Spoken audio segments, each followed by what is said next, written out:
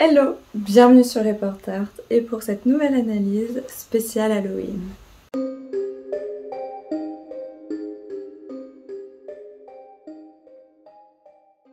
Aujourd'hui, on va donc parler de cette œuvre, mais je vais t'en parler un tout petit peu plus tard puisqu'on va d'abord parler de son artiste William Bouguereau. William Bouguereau est un artiste du 19e siècle. Il naît à La Rochelle en 1825. Sa famille, elle n'est pas forcément extrêmement riche, mais pour le début de sa carrière, Bouguereau va pouvoir recevoir l'aide de ses oncles. Ce qu'il faut retenir, c'est qu'il commence les cours de dessin et de peinture à l'âge de 14 ans et qu'il va être accepté à l'école des Beaux-Arts de Paris dans l'atelier de Picot, qui est un artiste très connu à l'époque. Juste pour te situer au niveau de ses camarades de classe et pour comprendre que cette promotion elle est quand même pas mal du tout, il aura comme camarades Jean-Jacques Henner, Alexandre Cabanel, et tu dois très certainement connaître ce tableau qui circule partout sur les réseaux sociaux, Jules Eugène Leneveu et Gustave Moreau entre autres.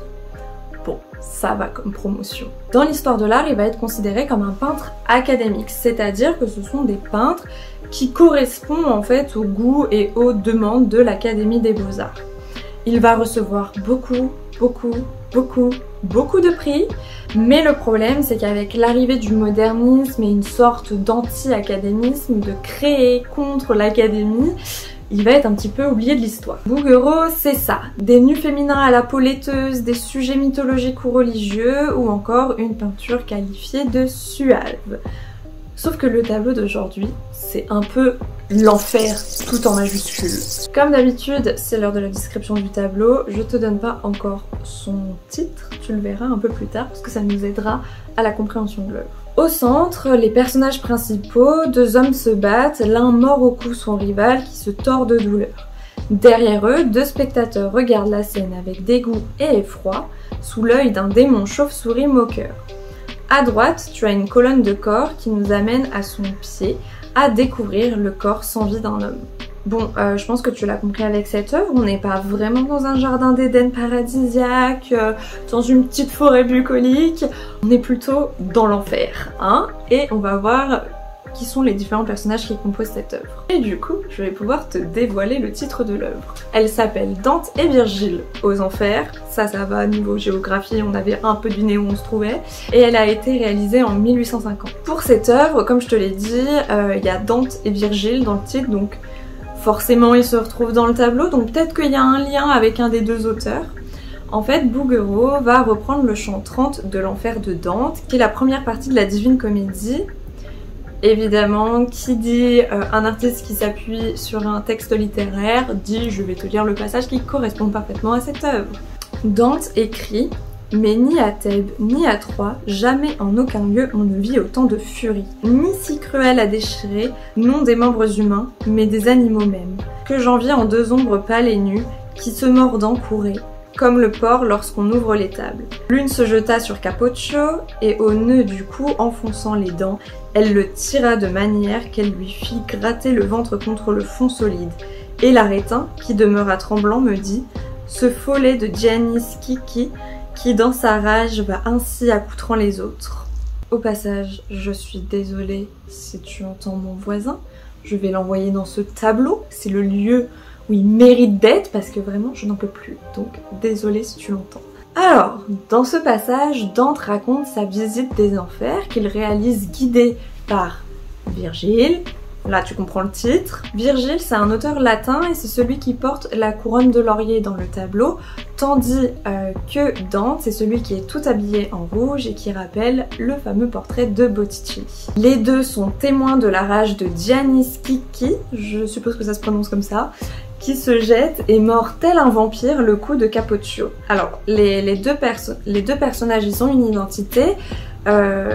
Schicchi c'est un damné qui a essayé d'usurper l'identité d'un mort pour détourner son héritage, et Capoccio c'est un damné hérétique et alchimiste. Donc déjà on a ce texte littéraire qui a servi à Bouguereau pour faire cette œuvre, mais pour la position des deux hommes, il s'est aussi servi d'un dessin de Flaxman gravé par Piroli et publié à Rome dès 1793.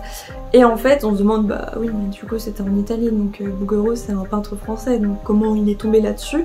C'est en fait le dessin va être reproduit et va se diffuser dans les différentes écoles des beaux-arts des pays européens. Donc c'est comme ça que Bouguereau met la main dessus. Et effectivement quand tu regardes ce dessin et le couple du premier plan, bon tu vois quand même la ressemblance. Pour ce qui est de la Divine Comédie, Bouguereau c'est pas le seul artiste à s'intéresser à cette histoire.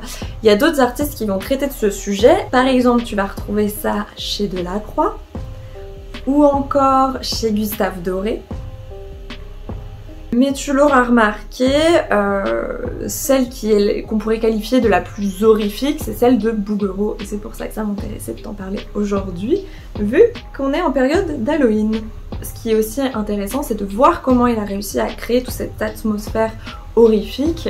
Bouguereau, quand même, il a une éducation académique, donc il sait tout de même très bien composer les choses et ça va beaucoup l'aider à rendre cette ambiance d'horreur. On va re-regarder un petit peu la toile et tu vas voir que dans la description basique que je t'ai faite du tableau, on avait fait le même chemin.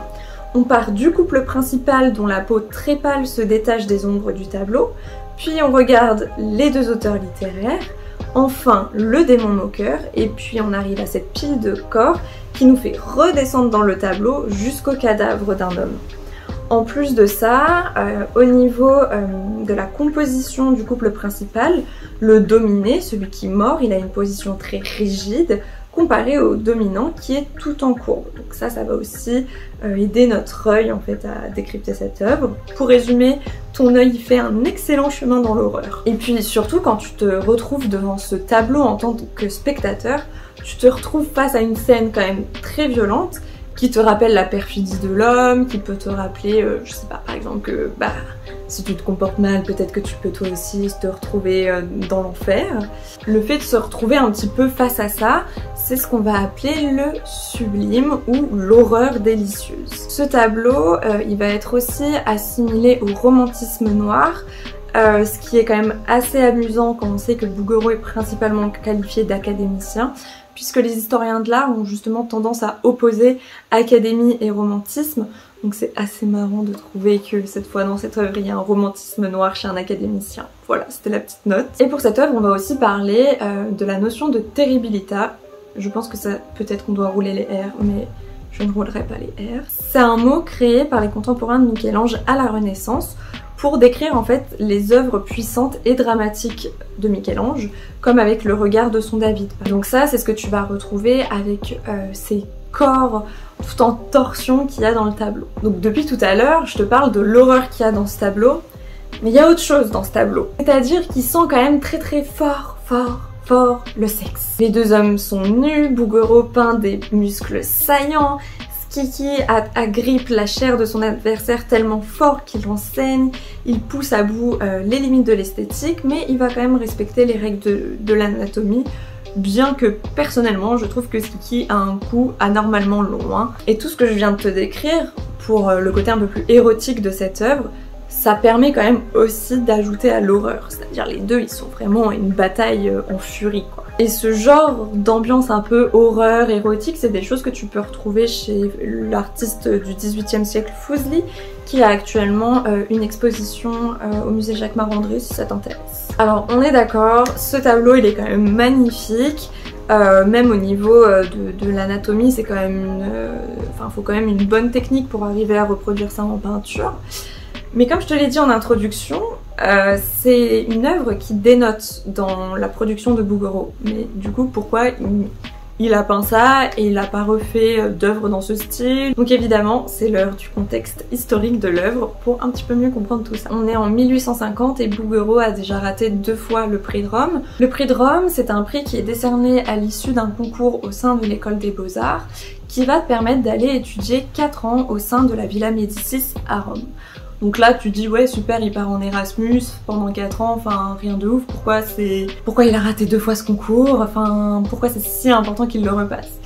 En fait c'est un concours de 1 qui est extrêmement compliqué et de 2 qui permet en fait aux artistes à l'issue de cette formation de débuter réellement leur carrière et de devenir un petit peu des artistes accomplis, de recevoir des commandes d'État, etc., etc. Donc c'est vraiment une entrée importante pour eux, un prix très important et qui englobe plein d'enjeux que je vais pas développer plus là parce qu'on fait pas une vidéo sur le prix de Rome, mais voilà ce que je peux t'en dire pour t'aider un petit peu mieux à comprendre. Donc bref, tu l'auras compris, Bouguereau il en a marre de se faire recaler et il se dit bon, tu sais quoi, je vais faire une peinture, elle va être magnifique, je vais tout donner dedans, je vais mettre tout ce que je peux, je vais mettre toute ma technique et on va voir si ils vont me refuser le prix de Rome. Cette œuvre elle va être exposée au salon la même année où il va se présenter au prix de Rome. C'est quand même un move très risqué parce que forcément l'Académie et les Beaux-Arts aiment pas forcément qu'un candidat se fasse entre guillemets un petit peu de la pub en exposant au salon. Voilà, c'est pas forcément bien vu, c'est soit tu passes le concours, soit t'exposes au salon, il faut faire un choix. Cette œuvre elle va permettre de montrer son habileté à représenter les nus, les muscles, les clairs-obscurs et l'art évidemment de la composition. Son œuvre effectivement elle va être remarquée au salon, il sera pas sanctionné par l'Académie des Beaux-Arts ou l'École des Beaux-Arts. Et on va avoir un certain Théophile Gautier qui va tout à fait remarquer cette œuvre et qui va écrire « Il y a dans cette toile de l'âpreté et de la force. La force, qualité rare, point d'exclamation ». Donc Théophile Gautier il aime bien cette œuvre par exemple. La même année, Bouguereau va enfin recevoir le prix de Rome avec une œuvre qui n'a rien à voir avec celle d'aujourd'hui, que je te présente ici, puisque l'épreuve finale de ce concours nécessite de composer une toile via un thème proposé par l'Académie, qui était donc le titre du tableau que tu vois ici était donc le sujet de cette année-là. Et donc il va pouvoir partir étudier à Rome et il pourra enfin étudier à la Villa Médicis, mais vraiment comme tu le vois une œuvre qui n'a rien à voir avec Dante et Virgile aux Enfers. Et voilà pour cette analyse, j'espère qu'elle t'a plu, j'ai essayé de la faire en même temps que mes propres révisions, donc j'espère que ça t'a intéressé et que c'était suffisamment complet. Nous on se retrouvera dimanche prochain pour une nouvelle vidéo, je te souhaite de passer un très bon Halloween, salut!